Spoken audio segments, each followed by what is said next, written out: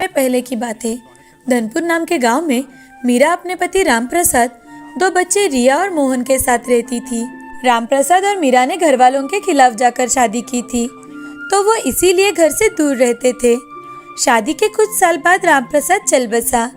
रामप्रसाद के गुजर जाने के बाद मीरा अपने बच्चों को लेकर अपने सास ससुर के घर रहने चली गई, जहाँ पर मीरा के सास ससुर, देवर देवरानी और उनका बेटा महेश रहता था। जैसे ही मीरा अपने बच्चों के साथ ससुराल रहने चली गई, तो सभी ने उसके साथ बुरा बर्ताव शुरू कर दिया था। मीरा को प्रॉपर्टी में हिस्सा ना मिले, इसीलिए सबने मीरा को अपने बच्चों के साथ घर से निकाल दिया। अब मीरा गांव में एक छोटे से घर में रहने लगी। कुछ महीने बीत जाते हैं और अचानक से एक दिन उस गांव में बहुत बारिश होने लगी। बारिश ज्यादा होने के कारण गांव में बाढ़ आ गई। पूरा गांव पानी में डूब रहा था। सब लोग घर छोड़कर जान बचाकर भागने लगे। जिनके घर बड़े थे वो अपने घर के छतों पर जाकर बैठ गए। उस बाढ़ में मीरा की झोपड़ी बह गई। मीरा जैसे तैसे अपने बच्चों को लेकर फिर से अपने ससुराल जाती है कि शायद इस हालत में उसे वहाँ कुछ दिन रहने को मिल जाए, लेकिन मीरा को देखकर वहाँ किसी ने दरवाज़ा नहीं खोला। माँ जी, बाहर बहुत जोरों से बारिश हो रही है। हमारा घर भी बह चुका है। हमें कुछ दिन तक घर में रहने दीजिए ना माँ जी, प्लीज़ माँ जी। तभी अंदर से एक आवाज़ आती है, अरे ओ मीरा की बच्ची, निकल जा यहाँ से। हमें तुम्हारी कोई ज़रूरत नहीं है। यहाँ दरवाज़ा मत खटखटा। पहले तो मेरे बेटे को खा गई, अब हमें भी खाना है क्या? कल मुही कही की, चल निकल यहाँ से। माँ जी प्लीज़ हमें आज रात तक यहाँ रहने दीजिए। हम कल सुबह होते ही यहाँ से निकल जाएंगे। पूरे गांव में सब तरफ पानी भरा है, इसीलिए आप मुझे और मेरे बच्चों को यहाँ रहने दीजिए, प्लीज़ माँ जी। बिल्कुल नहीं, तुम हमारे घर में नहीं आ सकती। घर में घुसकर चोरी कर ली तो? चलो निकलो यहाँ से, चोर कही की। माँ जी हम चोरी क्यों करेंगे? ठीक है मुझे नहीं, लेकिन आपके पोता पोती को तो यहाँ रहने दो। मीरा के ऐसे कहते ही अंदर से ससुर जी, ए मीरा की बच्ची, ज्यादा होशियार मत बन। चल निकल जा यहाँ से अपने बच्चों को लेकर। हमारा तुमसे कोई नाता नहीं है। अगर नहीं गई तो हमें तुम्हें धक्के देकर यहाँ से निकालना होगा। हमें हमारे साथ कोई बुरी याद नहीं चाहिए, समझी? मीरा बहुत रोई, गिड़गिड़ाई, लेकिन उसके ससुराल वालों को ना उसकी ना ही उसके बच्चों की कोई कदर थी। तभी मीरा की छोटी बच्ची मीरा से, माँ अब हम क्या करेंगे, कहाँ रहेंगे? गांव में सब तरफ पानी है बेटा, और रामू काका दूसरे गांव से आज ही लौटे हैं। तो मैंने उनकी बात सुनी थी कि दूसरे किसी भी गांव में लोगों को आने नहीं दे रहे। अब हमारे पास पहाड़ी पर जाने के सिवाय कोई रास्ता नहीं है। माँ अगर हम किसी गांव के बाहर एक पेड़ के नीचे रास्ते पर रहे तो? नहीं बेटा, गांव के लोग हमें वहाँ रहने नहीं देंगे, और वहाँ भी तो बाढ़ का पानी आ सकता है। हमें लोगों की नज़रों से दूर पहाड़ी पर ही जाना होगा। हमारे नसीब में भगवान ने जो लिखा है वो होकर ही रहेगा। मीरा अपने बच्चों को लेकर पहाड़ी पर चली जाती है। पहाड़ी पर जाते ही मीरा देखती है कि पहाड़ी पर बहुत सारे बांस के पेड़ हैं और बहुत सारे फल के भी पेड़ हैं। तभी रिया मीरा से, माँ यहाँ कितना अच्छा लग रहा है, और देखो खाने के लिए बहुत सारे फल भी है। अब हम यहाँ आराम से रह सकते हैं और पेट भर के फल खा सकते हैं। हाँ माँ, और यहाँ पर बाढ़ का पानी भी नहीं आ सकता। यहाँ पर अच्छी ठंडी हवा है और फल भी है। गांव में तो फल मिलते ही नहीं। अच्छा हुआ गांव में बाढ़ का पानी आ गया, इस कारण हम इतनी अच्छी जगह पर तो आ पाए। बच्चों, बाढ़ आना अच्छी बात नहीं है। बाढ़ के कारण जान और माल दोनों का नुकसान होता है। हम जंगल या पहाड़ी पर कहीं भी रह सकते हैं, लेकिन हमें यहाँ एक झोपड़ी बनानी पड़ेगी, नहीं तो जंगली जानवर हमें ही खा जाएंगे। मीरा बच्चों के साथ बात कर रही थी, तभी वहाँ पर उनके सामने एक घायल खरगोश आता है। मीरा उस खरगोश को देखकर उसे अपने हाथों से उठाती है और उस पर कुछ औषधि वनस्पतियों से लेप लगाकर उसे छोड़ देती है। तभी रिया, माँ इस खरगोश को तो आपने औषधि लगा दी, लेकिन हम झोपड़ी कैसे बनाएंगे? हम लकड़ियों की मदद से झोपड़ी बनाएंगे। हाँ माँ, मैं अभी पेड़ के ऊपर चढ़कर लकड़ियाँ तोड़ता हूँ। नहीं मेरे बच्चों, पेड़ में भी तो जान होती है। हम उन्हीं की वजह से तो सांस ले पाते हैं ना, और उन्हीं से तो हमें फल मिलते हैं। हमें उन्हें काटना या तोड़ना नहीं चाहिए। तो फिर माँ हम झोपड़ी कैसे बनाएंगे? हम सब सूखी लकड़ियाँ इकट्ठा करके लाएंगे और उसी से झोपड़ी बनाएंगे। वहाँ पर देखो कितनी सारी सूखी लकड़ियाँ पड़ी हुई है। मीरा अपने बच्चों के साथ सब सूखी लकड़ियाँ इकट्ठा करना शुरू करती है। बड़ी मेहनत करके वो झोपड़ी के लिए लकड़ियाँ जमा कर रही थी। तभी मोहन तालाब की तरफ घास लेने के लिए चला जाता है। मोहन, मोहन, बेटा वहाँ पर अकेले मत जाओ। हम पहले झोपड़ी बनाएंगे, फिर घास लेने के लिए जाएंगे। मोहन मीरा की कोई बात नहीं सुनता और तालाब की ओर चला जाता है। तभी मोहन जोर जोर से चिल्लाने लगता है। माँ, माँ। क्या हुआ मोहन? क्या हुआ बेटा, क्यों चिल्ला रहे हो? माँ, मुझे एक जहरीले बिच्छू ने काट लिया है। ये बात सुनकर मीरा और रिया दोनों रोते हुए मोहन की तरफ दौड़ते हैं और तभी मोहन बेहोश हो जाता है। मोहन, मोहन, तुम्हें क्या हुआ है? तुम उठ क्यों नहीं रहे हो? उठ जा मोहन। बेटा, बेटा उठ जा। हे भगवान, मैंने क्या बिगाड़ा है तुम्हारा? पहले मेरे पति को छीन लिया, फिर घर, और अब ये मेरे बेटे को भी मुझसे छीन लोगे। भगवान, मेरा बेटा मुझे लौटा दो। मैं आपसे विनती करती हूँ भगवान। तभी पेड़ों में से एक आवाज आती है। मीरा, मैं जादुई बास हूँ। मैंने तुम्हारी बातें सुनी। तुम पेड़ों के बारे में अपने बच्चों को समझा रही थी। ये बातें सुनकर मुझे बहुत अच्छा लगा। मैं तुम्हारे बेटे को वापस जिंदा कर रहा हूँ। और हाँ, तुम मेरी लकड़ियाँ इस्तेमाल करके एक घर बनाओ जिसमें तुम्हारा परिवार बिना डर के रह सकता है और तुम अन्य लोगों का भी भला कर सकती हो। मैं कोई सपना तो नहीं देख रही? नहीं मीरा, ये कोई सपना नहीं है। मैं अभी तुम्हारे बेटे को ठीक कर दूंगा और जादुई बांस की लकड़ियाँ भी तुम्हारे सामने आ जाएंगी, जिससे तुम अपना आलीशान घर बना सकती हो। और हाँ, जैसा तुम मन में सोचोगी वैसा ही घर बनकर तुम्हारे सामने आ जाएगा। बस तुम सिर्फ अपनी आंखें बंद कर लो। मीरा और रिया अपनी आंखें बंद कर देती है। आंखें बंद करने के बाद जादुई बांस से जैसा मीरा ने अपना घर सोचा था वैसा ही घर बनकर तैयार हो जाता है, जो दिखने में बहुत ही सुंदर था। तभी मोहन जिंदा हो जाता है। उसने अपनी माँ और बहन को आवाज लगाई। माँ, रिया दीदी। मोहन, तुम ठीक हो ना मेरे बच्चे? हाँ माँ, मैं तो ठीक हूँ। मुझे क्या हुआ? मैं तो सिर्फ सोया था, लेकिन तब तक आप दोनों ने मिलकर इतना सुंदर घर बना दिया। घर? कौन सा घर?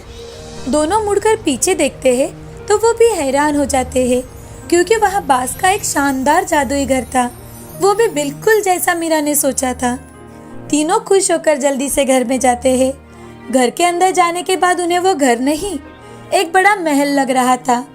मोहन और रिया घर देखकर बहुत खुश हो जाते हैं। उन्हें घर बहुत पसंद आता है। अब वो तीनों वहाँ रहने लगे। उन्हें वहाँ किसी भी चीज की कोई कमी नहीं थी। अब उनके सारे दिन मजे से गुजर रहे थे। लेकिन दूसरी ओर बारिश रुकने का नाम ही नहीं ले रही थी। अब मीरा ने देखा कि बारिश इतनी ज्यादा हो रही थी कि लोग घबराकर अब पहाड़ी पर आने लगे थे। मीरा सबकी मदद कर रही थी। एक दिन मीरा की सासू माँ और ससुर को एक रेस्क्यू ऑपरेशन के द्वारा बाढ़ से बाहर निकालकर उन्हें पहाड़ी पर छोड़ दिया गया था। तभी मीरा के ससुर का ध्यान मीरा पर गया। अरे, ये मीरा ने तो यहाँ घर बना लिया है। अगर हम दोनों मीरा के घर में रहे तो हम दोनों सेफ रहेंगे। मीरा के सास ससुर भागते हुए मीरा के पास पहुँच जाते हैं और मीरा से, मीरा, मुझे माफ कर दो। हम दोनों को बचा लो। हमें तुम्हारे घर में ले लो मीरा। तभी मोहन मीरा के पास आकर मीरा से कहता है, नहीं माँ, हम इन्हें हमारे घर में बिल्कुल नहीं लेंगे। हम इनके सामने कितने रोए गिड़गिड़ाए, लेकिन इनको हम पर बिल्कुल दया नहीं आई। तो अब हम क्यों इन्हें हमारे घर में ले? बेटे, ऐसे नहीं बोलते। माँ जी, पिताजी, मोहन अभी छोटा है, कुछ भी बोल देता है। आप उसकी बातों पर ध्यान मत दीजिए। आइए, आप अंदर आ जाइए। मीरा के सास ससुर ने जैसे ही बांस के जादुई घर में पैर रखने की कोशिश की तो जादुई बांस के घर ने उनको पहाड़ी से नीचे जाने वाली बाढ़ में बाहर फेंक दिया। मीरा के सास ससुर उस बाढ़ में बह गए। अब 1-2 दिन में ही बारिश कम हो गई थी। मीरा ने और उसके बच्चों ने पहाड़ी पर आए लोगों की और जानवरों की मदद की। अब कुछ लोगों ने मीरा के साथ पहाड़ी पर ही रहने की ठान ली। सभी लोग मिलजुल कर पहाड़ी पर जादुई बांस के घर में खुशी खुशी रहने लगे। इस कहानी से हमें ये सीख मिलती है कि हमें सबकी मदद करनी चाहिए और सबको एक साथ मिलजुल कर रहना चाहिए। मुंबई शहर में मंजुला अपने पति मनीष और दोनों बेटे सोहम और रोहन के साथ रहती थी। एक बार अचानक मंजुला का एक्सीडेंट हो जाता है और उसके पैर को चोट लग जाती है और चोट इतनी गहरी थी कि डॉक्टर ने तुरंत ही मंजुला के पैर का ऑपरेशन करने के लिए कहा था।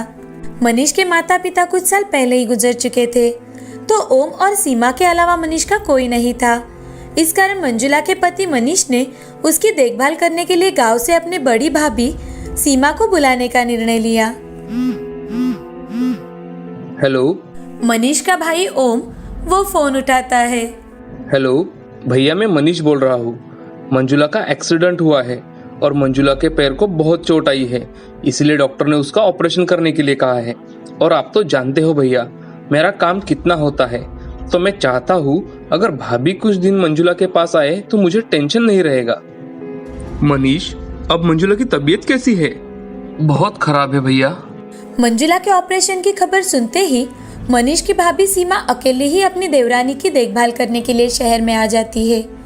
2-3 दिन बाद ही मंजुला के पैर का ऑपरेशन हो गया। सीमा ने मंजुला का बड़े अच्छे से ख्याल रखा, साथ ही दिल से बच्चों की देखभाल की। सीमा मंजुला के पास जितने दिन रही उतने दिन घर भी बड़ा साफ सुथरा रखा, ताकि मंजुला या मनीष को कोई परेशानी ना हो। बच्चों के खाने से लेकर नहाने सुलाने तक सारे काम सीमा करती, जिससे मंजुला को आराम भी खूब मिला। मंजुला अपने माँ के फोन पर बातें करती तो अपनी माँ को सीमा के बारे में सारी बातें बताती। मंजुला, तेरी गवार जेठानी को और काम ही क्या है? अरे वो तो बस अपने देवर के सामने अच्छे बनने का दिखावा कर रही है, इसीलिए तो तुम्हारी बड़ी सेवा कर रही है। माँ, तुम तो जानती हो मैं तो अपने जेठानी को बिल्कुल पसंद नहीं करती, लेकिन मजबूर में उनको यहाँ बुलाना पड़ा। लेकिन माँ, सच में अगर वो ना होती तो पता नहीं मेरा क्या होता। माँ, आपको पता है आजकल मनीष घर आते ही भाभी की इतनी तारीफ करते हैं कि पूछो ही मत। देखा, कह रही थी ना मैं। अब तो समझ जा बेटी, तेरी जेठानी की नज़र सिर्फ और सिर्फ मनीष के पैसों पर है, पैसों पर। अपनी माँ की बातें सुन मंजुला के मन में भाभी के खिलाफ जलन होने लगी थी। वो अब मनीष की कान भरने लगी। मनीष बार बार मंजुला को समझाता। मंजुला, तुम जैसा सोचती हो वैसा भाभी कुछ भी नहीं करती। वो तो अपने सारे काम मन लगा कर करती है। और हाँ, भैया भाभी को कोई लालच नहीं है। वो ये सब मेरे पैसे के लिए नहीं कर रहे। आज मैं जो कुछ हूँ उन्हीं के बदौलत हूँ। माँ पिताजी के जाने के बाद भाभी ने मुझे अपने बेटे की तरह पाला है। घर के हालत इतने अच्छे नहीं थे, लेकिन फिर भी भाभी के जिद के कारण मुझे भैया भाभी ने शहर में इंजीनियरिंग की पढ़ाई करने के लिए भेज दिया था। मनीष के पढ़ाई के लिए सीमा को अपने गहने भी बेचने पड़े थे। जब सीमा छोटी थी तभी उनके माता पिता का देहांत हो चुका था, तो उनके मामा जी ने ही उनकी परवरिश की थी, उन्हें पाला पोसा, उनकी शादी करवाई। शादी में जो गहने उन्हें मिले थे उन्हें बेचकर उन्होंने मेरी पढ़ाई पूरी करवाई। इतना सब कुछ कहने के बाद भी मंजुला के दिल में अपनी जेठानी के लिए कोई प्यार या आदर भाव उत्पन्न नहीं हुआ था। 2 महीने बीत चुके थे। मंजुला अब उठकर सब कुछ करने लगी थी, तो उसका सीमा के साथ बुरा बर्ताव शुरू हो चुका था। लेकिन सीमा मनीष को कुछ नहीं बताती।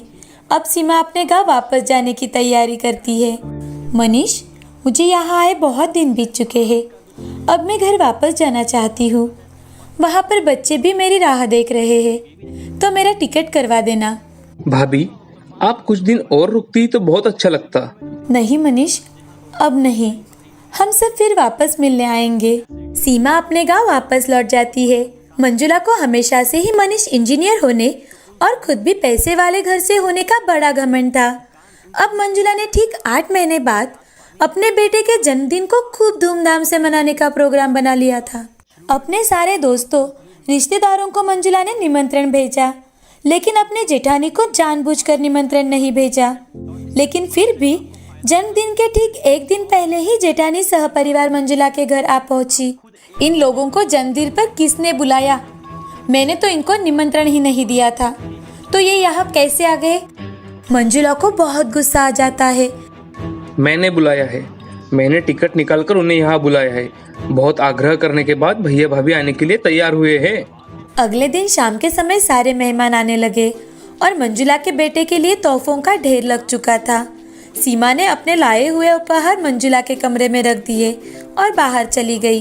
बाहर जाकर मेहमानों की खातिरदारी करने लगी। मनीष अपने सारे दोस्तों को अपने भैया भाभी से मिलवाता है। मैं जो कुछ भी हूँ वो इसी के बदौलत हूँ, ये भी बताने में नहीं चूकता। तभी मंजुला अपना मेकअप ठीक करने के लिए अपने कमरे में चली जाती है। उसके पीछे उसकी माँ और भाभी भी जाती है। देखो तो तेरी गवार जेठानी क्या लेकर आई है मेरे लाडले नाती के लिए। होगी एक आध ड्रेस, वो भी 100 रुपए की। मंजुला ने उपहार खोल के देखा तो उसमें एक सोने की चेन, बारीक जरीदार कुर्ता, दूसरे बेटे के लिए शर्ट, साड़ी और मनीष के लिए कपड़े थे। इतना सुंदर कुर्ता और चेन देखकर मंजुला और उसके मायके वाले तो हैरान रह गए। अरे मंजुला, कितना सुंदर काम किया है इन कपड़ों पर। मेरी बुटीक वाली तो 10,000 रुपये लेकर भी ऐसा काम नहीं कर देती। अरे वाह, तेरी गवार जेठानी तो बड़े काम की है। मेरी मान, तू कुछ छोटी छोटी चीज़ें उससे डिज़ाइन करा ले। तेरे कहे पे तो घर के वो 2-4 काम भी कर जाएगी। ऐसे ही इमोशनल कर लिया कर उसे। हाँ माँ, मुझे अच्छे से पता है इनको कैसे हैंडल करना है। ऐसे गवार औरतों को सिर्फ और सिर्फ एक ही चीज़ अच्छी लगती है, इनकी तारीफ। एक बार इनकी तारीफ कर दो और उनसे कोई भी काम करवा लो। सीमा मंजुला को बुलाने के लिए उसके कमरे में आ रही थी, तभी उसने उनकी सारी बातें सुन ली। उसे बहुत बुरा लगा, उसकी आंखों में से आंसू आने लगे। तभी सीमा मन ही मन मैं कितने प्यार से और अपनेपन से कुर्ते पर हाथ से कढ़ाई कर रही थी। घर और खेती का काम संभालकर जो बन पाया वो मैंने किया।